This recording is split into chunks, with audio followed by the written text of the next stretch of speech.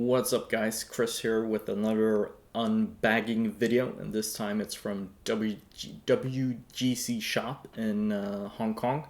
So let's take a look at what's inside. Let me just dump it out. So let's take a look.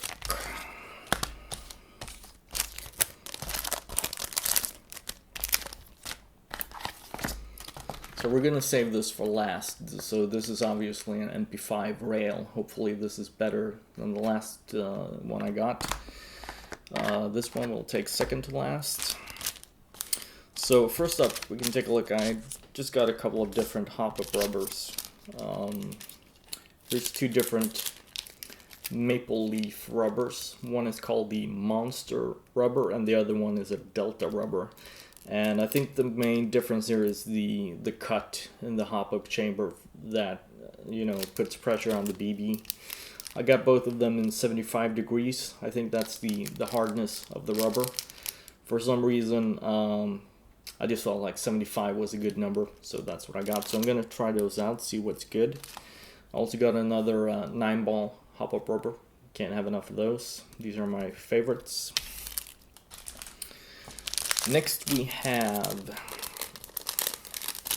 these are OEM parts for the Glock pistol. And this is the gas rat rubber. So if you'll remember from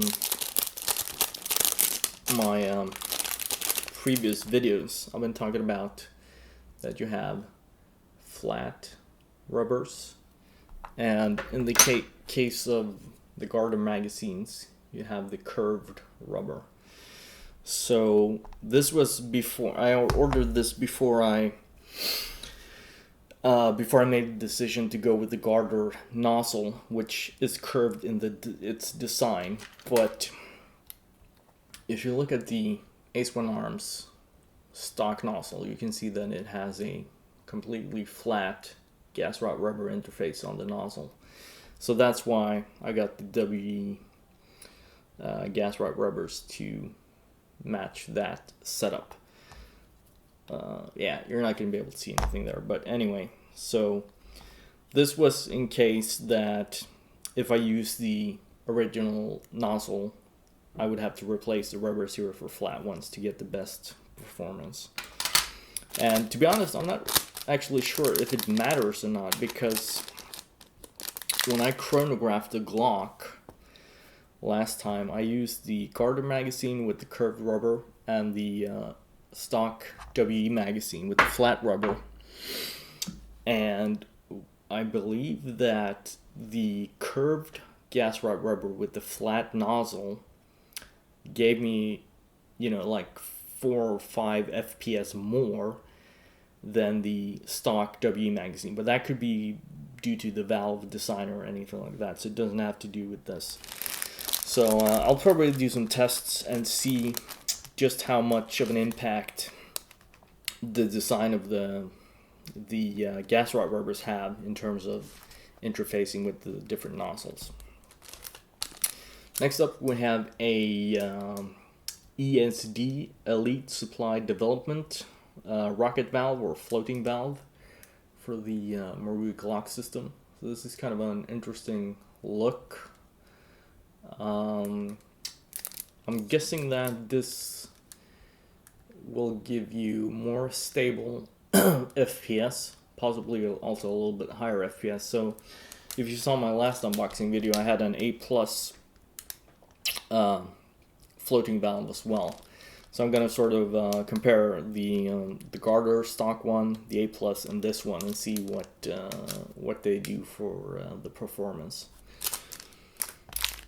Next up, we have a Garter standard mag release for a Glock 19 Gen 3. Nothing special. That's just for my Glock 19 Gen 3 build. And I got for the Glock 19 build, I got a Maple Leaf 6.03 inner barrel.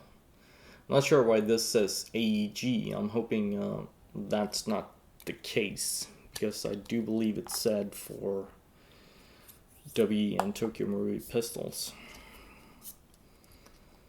So as you can see, it kind of has multiple cutouts here, so I'm thinking it should be compatible with WE and Tokyo Marui style hop-ups and rubbers. So we'll take a look and see how that works. I'm not really sure what kind of an AEG would use an 84mm barrel, but we'll see.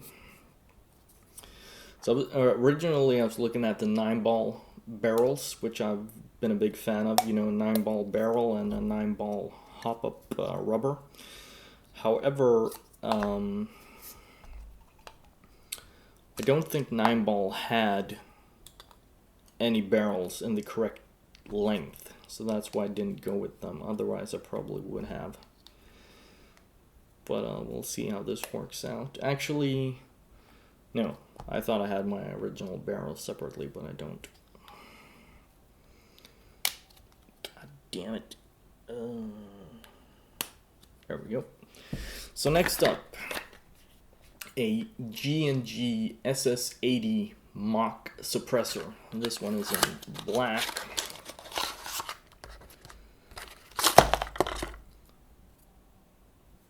That's what it looks like. I had a pretty nasty ding here right out of the box. I'm not gonna do anything about it, you know. Like I said, since I've started playing airsoft, I'm kind of looking differently at things, and you know, that's a minor aesthetic defect which probably would have occurred after a couple of times using it in game anyway.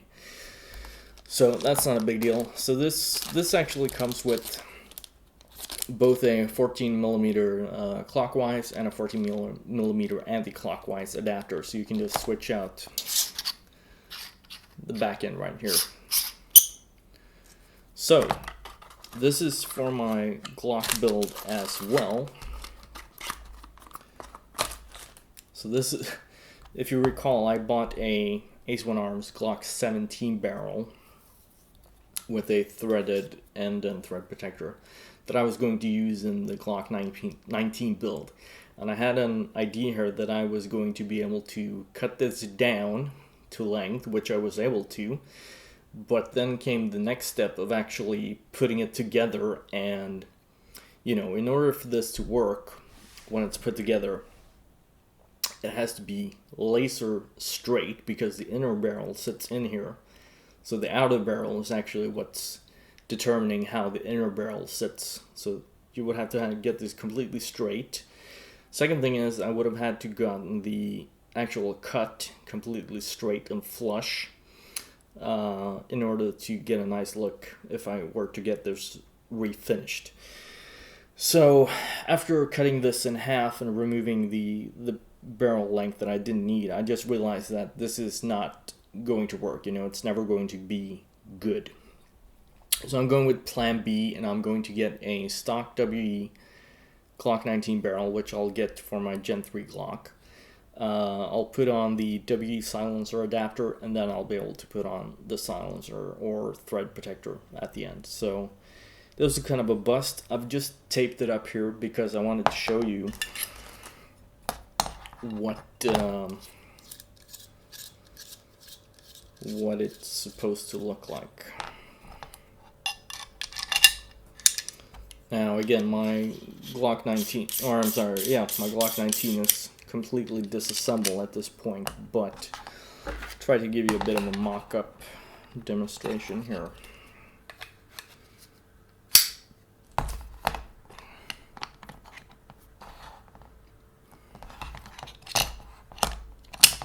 So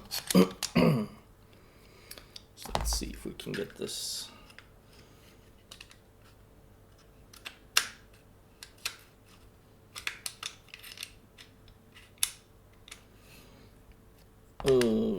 Yeah, that's not going to work out really well, but that's pretty much what my intent was with the suppressor. Now I think I might have. I'm not going to use this anyway, but I think there might be an issue here. If you can see where the Yeah. Depending on how far out the recoil guide rod goes when... Well, actually, no. Let's see. What am I thinking about? The slide goes back. Yeah, no, I don't think there should be any issue here. So that's pretty badass looking, in my opinion. Pew pew. So yeah, I'm looking forward to getting a barrel to actually put this on.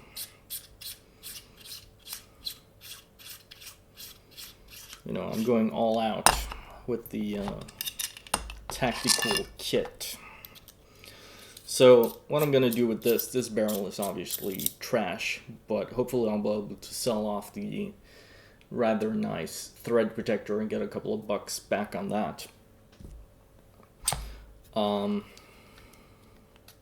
now we're kind of getting off topic here on the unboxing, but I tried to put on some labels here on the M3 Lite, and I noticed that these little indentating circles were showing up, so I put on some modeling putty to try and fix that, and I don't think I did a very good job with that, because the holes are still visible, and I got a bunch of gunk all around, so I'm hoping I'll be able to clean that off. Oop.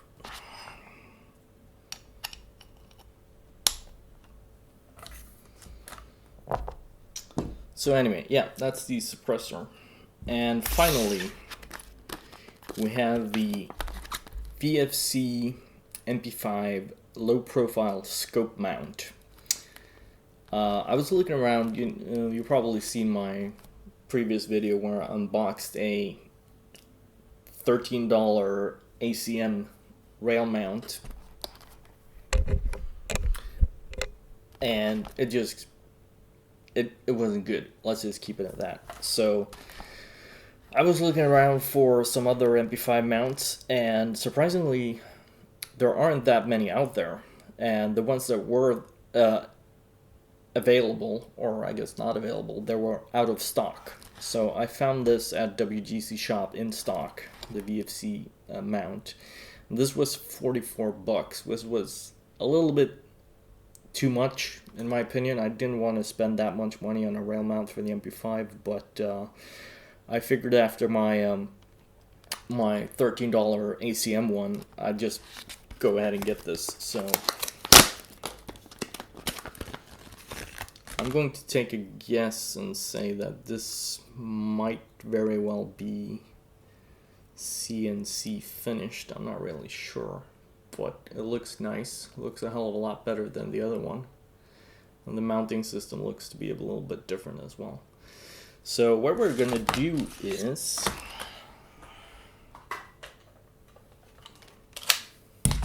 we are going to install it.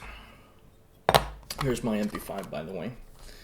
It's kind of almost too big to fit on screen, but got the handguard on. I got the flash hider thingy. And you have to do this when you have the MP5 out. Oh yeah. So let's see, we'll need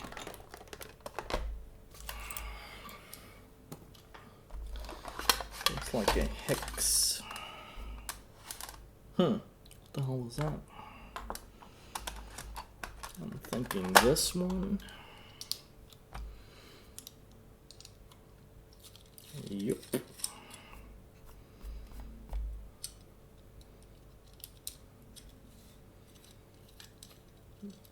Oh, cool. So those are actually, these locking tabs are actually fixed in position by a roll pin, which is nice. So you're not going to lose all of that. So I'm guessing that you just loosen up the screws enough to where you'll be able to slide this on. Not do like, well, I suppose you have to remove them to get them to flex out. So we'll just take that out.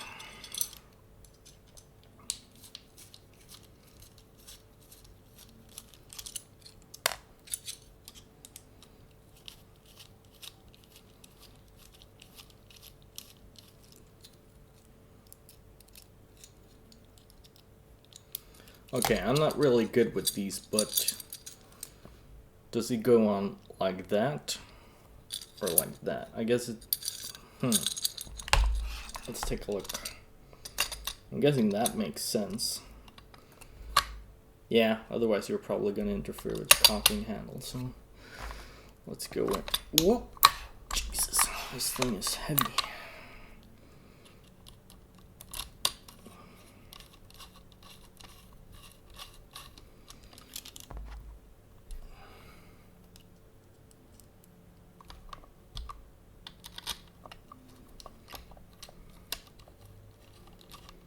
In case you were hearing a buzzing sound right now, that's my phone going off. Whoa.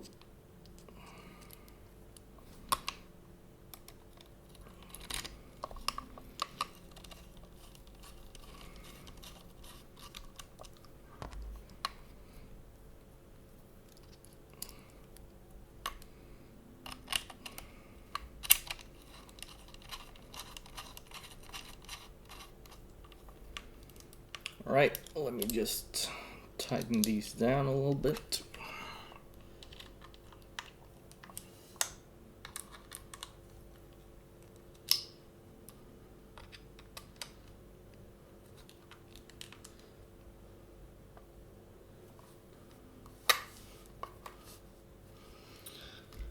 Okay, I think I got it on there pretty good. So already this this beats the other one because, you know, it didn't break. And I actually have a scope on here that I had planned to use.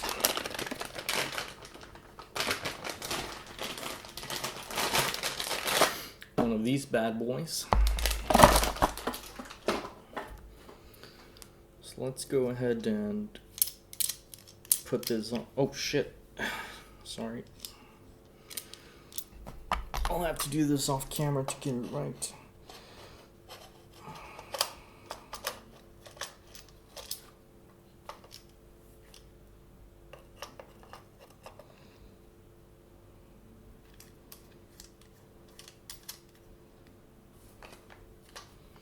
Alright. So I'm thinking maybe the side mount is a little bit high for this particular setup. I think I have a lower mount somewhere.